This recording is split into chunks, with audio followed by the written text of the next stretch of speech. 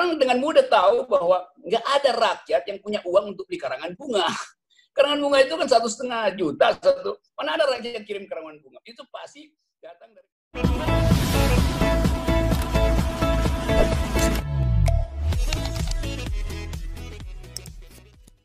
netizen memperoleh lapangan permainan baru, yaitu mengolok-olok pejabat. Sekarang orang merasa ngapain jadi pejabat ya kalau hanya untuk diolok-olok tuh. Dan nggak mungkin mereka fight back, karena kapasitas fight back juga adalah melalui buzzer gitu. Lain kalau pejabatnya berbutuh, dia akan fight back, dia akan tantang, ayo berdebat. Ini kalau pejabatnya diolok-olok, dia kirim buzzer. Nah lebih parah lagi tuh buzzer. Buzzer itu otaknya bukan di lutut tapi di jempol kaki tuh. Kalau di lutut masih mending, ini otaknya di jempol kaki. Itu Hersu.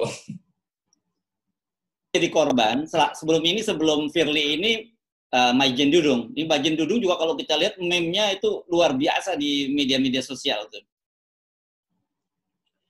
Pak Dudung itu terjebak antara keinginan untuk menegakkan disiplin dan konyolan di dalam mendalilkan undang-undang itu. Jadi jebakannya di situ tuh. Nah, saya menganalisis bahwa dia terjebak sebetulnya karena salah membaca sinyal. Seolah-olah sinyal istana itu bisa diaktifkan, lalu dia ambil inisiatif untuk pergi ke Petamburan dengan harapan istana punya peralatan sinyal yang lebih panjang. Ternyata sinyal istana juga pendek, sehingga istana nggak bisa bela sebetulnya tuh. Jadi terjebaklah beliau di situ tuh, dan karena udah terjebak maka ada orang yang mau selamatkan.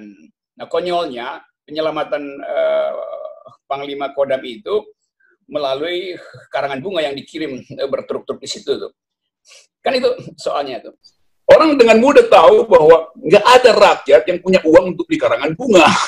Karangan bunga itu kan 1,5 juta satu. Mana ada rakyat yang kirim karangan bunga? Itu pasti datang dari konglomerat tuh. Jadi terlihat lagi bahwa konyol betul tuh. Orang ketawa aja tuh. Bahkan ada yang akhirnya membantah, enggak, kita nggak kirim bunga kok, aman, masyarakat adat Nusantara menganggap dia nggak pernah kirim bunga. Apalagi netizen, mereka kirim meme justru tuh. Oke, Bung Rocky, kalau kita bisa menertawakan diri sendiri, termasuk bangsa kita menertawakan kondisi bangsa ini kan bukannya sebagai sebuah indikator bahwa kita sebenarnya secara kejiwaan kita masih sehat tuh, masih waras kita. Betul. Jadi tanda pertama orang masih bisa bikin olok-olok itu artinya otaknya masih sehat. Jadi yang sehat itu sebetulnya yang di luar istana. Begitu masuk istana itu jadi objek olok-olok.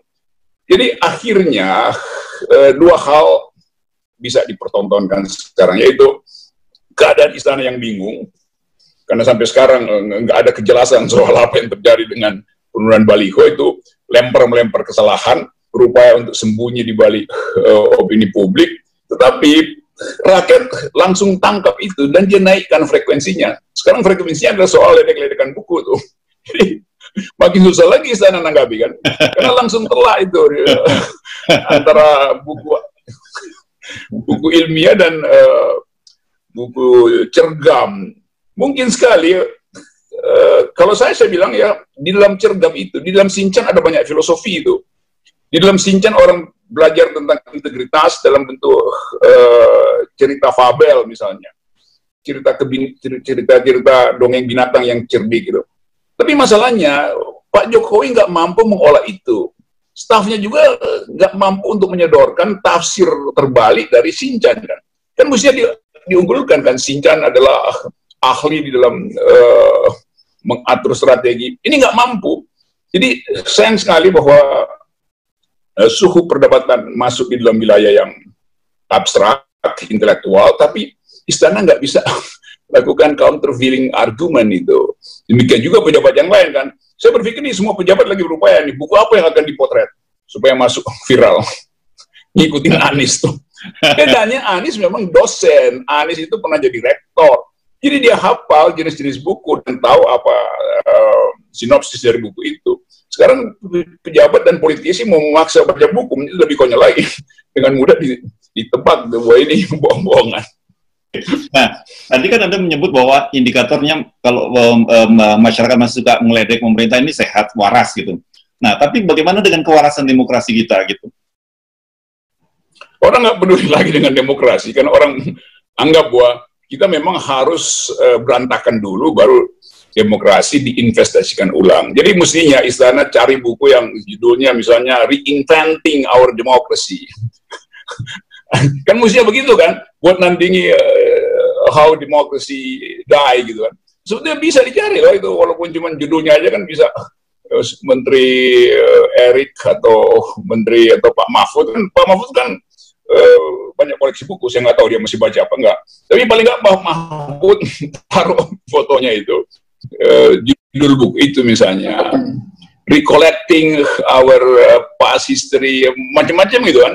Atau 6.000 tahun merah putih, bisa diganti 6 tahun kedunguan kan, bisa dibikin-bikin kan.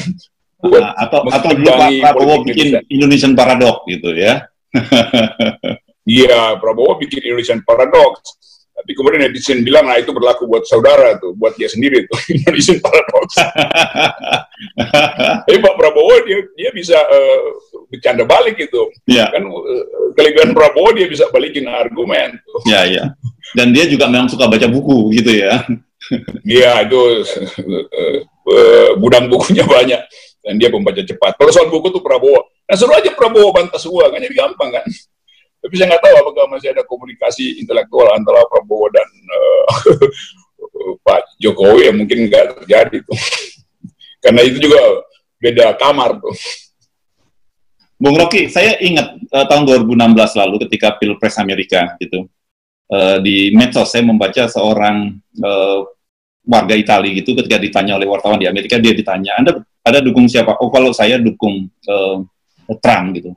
Kenapa kalau Anda dukung Trump? Ya, asalnya saya capek. Kalau saya pergi kemana-mana di belahan dunia, saya ditanya, why Berlusconi? Karena pada waktu itu kan Perdana Menterinya Berlusconi. Jadi, kalau Trump terpilih, jadi orang nggak bertanya lagi kenapa bangsa Italia memilih Berlusconi, karena Amerika juga memilih Trump. Nah, mungkin pertanyaan, jangan kita juga diolok-olok orang seperti itu nanti. Kelihatannya begitu. Semua orang lagi cari kesempatan untuk menampilkan olok-olok yang bermutu, kendati itu merendahkan itu, dan selalu ada kecerdasan di dalam kekonyolan, selalu ada yang mencari jalan untuk menghasilkan kecerdasan. Itulah fungsi meme. Jadi olok-olok itu adalah bagian dari politainment sebetulnya tuh. Jadi jangan lagi nanti olok-olok itu dicarikan deliknya di ITE, itu gila lagi tuh kan. Di negeri makin tenggelam tuh. Ya, saya kira kita perlu ingatkan pemerintah karena ini kan penting meningkat imunitas gitu ya. Jadi dengan orang masih bisa bercanda kan imunitasnya akan terbangun. Jadi bagian dari kita menghadapi COVID gitu ya. Saya kira begitu, dan salah satu akibat dari kegugupan pemerintah membaca situasi, dia mengalami apa yang di dalam psikologi disebut apasia. Apasia itu ketidakmampuan untuk memformulasikan sesuatu karena takut nanti diledek gitu. Bukan karena otaknya rusak, otak rusak itu soal fisiknya, itu soal materi otaknya. Tapi ketakutan untuk diledek membuat orang gugup. Maka dia masuk dalam jebakan apasia. Nah, seluruh kabinet sebetulnya ada dalam situasi itu. Takut untuk mengucapkan sesuatu, nanti langsung diterkam oleh netizen kan. Jadi saling nyorong bantalan gitu. Lu duluan deh, kalau lu dihajar, gue bisa ngeles sedikit. Tapi udah nggak bisa, karena problem kita hari ini, kepemimpinan intelektual tidak terlihat, kepemimpinan konseptual tidak terasa. Yang ada adalah arogansi. Dan itulah, dalam arogansi orang publik memilih untuk mengolok-olok.